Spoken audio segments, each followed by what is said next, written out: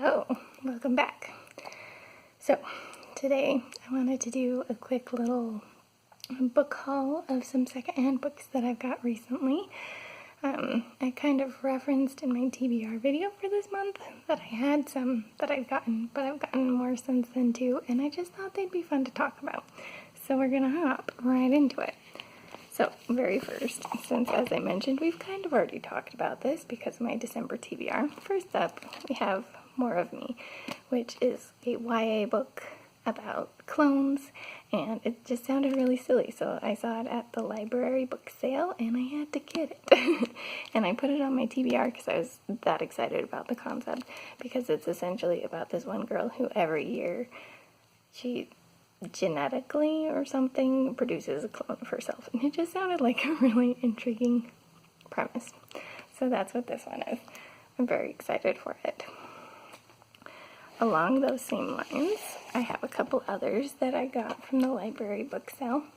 First up from that, we have, I don't know how to say this for sure, but Likekakavi, I want to say.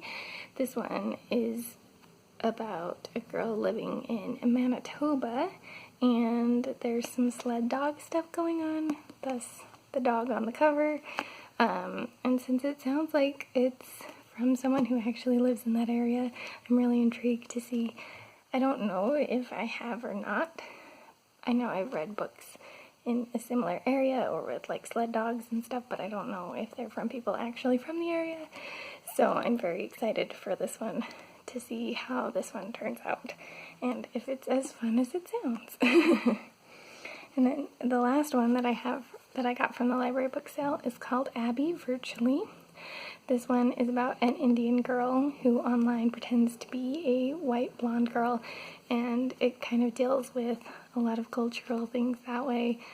I'm really intrigued by this because obviously in a lot of ways the world favors this and not this, and so that's part of why she plays it online, and I'm just curious to see how this one turns out.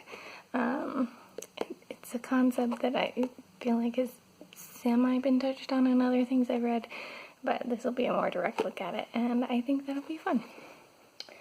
So for the next books that I have, I actually went to a secondhand bookstore at the mall and found a lot of fun things.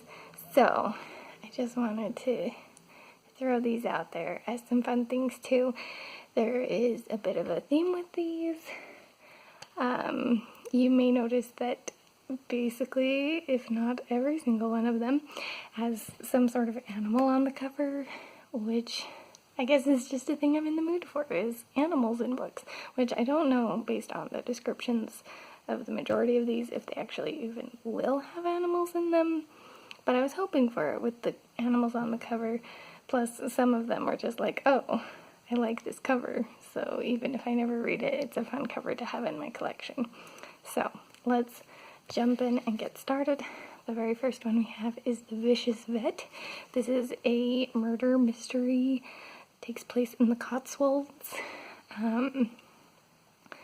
The detective, I guess, of the story kind of falls for a vet. That or her cat does. A little unclear from the description, but then the vet dies. And so that's what the murder part of the story is. And I'm very intrigued. It sounds very silly and very fun. I love silly little mysteries like this. If you saw my December TBR, you might know that, because two of my books on there are similar kind of silly mysteries like this one. Next up, we have yet another mystery. Like I said, they're kind of my thing, especially these small little paperback ones. Recently, they've just been things that I want. This one is called The Grub and Stickers Pinch a Poke. Sorry.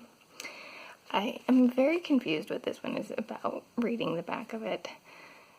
And it has a cobra on the front that is not referenced at all on the back. So no idea what's going on that way, but it's some sort of mystery. There's a drama competition going on, and then someone, a leading man, I think, gets murdered or something.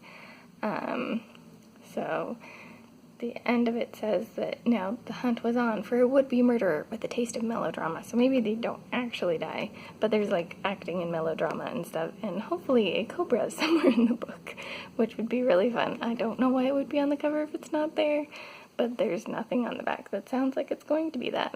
So we'll just have to wait and see. And then next up, this one was a really impulse one, but we have Kingdom Keepers 3, Disney in Shadow. This one I picked up pretty much solely for the snake, but I also opened up and read like the first paragraphs, and it seemed like it was written in a fun way. The general concept of this is it takes place in Disneyland, and kids get turned into holograms, apparently, and are like trapped in Disneyland. And if you didn't notice from the 3, this is apparently a series, but from reading the back, it sounded enough like a standalone that I didn't care that it was book 3.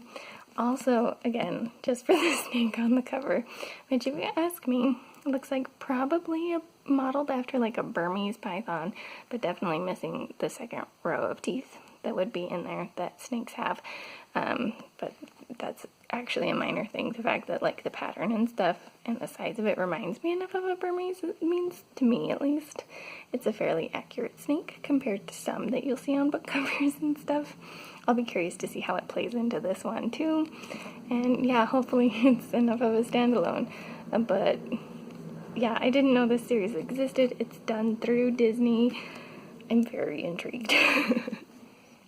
Next up, we have what is for me a bit of a throwback, and that would be The Black Swan by Mercedes Lackey. I remember seeing this book all the time in my school's library back in high school and always wanting to read it, and I may have picked it up once and not really read it or whatever. I don't remember for sure, but I love Mercedes Lackey, and I saw this one and I was like, oh, the nostalgia, and look at the pretty cover.